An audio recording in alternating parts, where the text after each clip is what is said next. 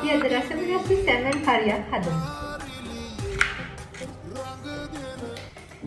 ඉඟුරුයි සුදුලුණුයි තරල ගමු. ඉඟුරුයි සුදුලුණුයි තලන්න හදන්නේ. ලිපේ තියාගෙන සැමන් ටික ටෙම්පරාදු කරමු.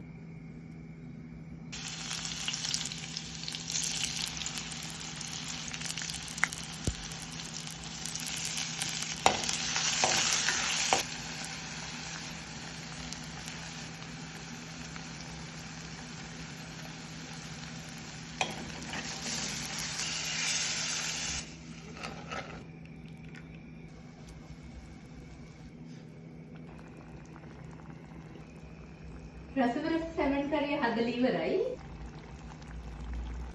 අද රෑට අපි දෙන්නට ඇස්ටයි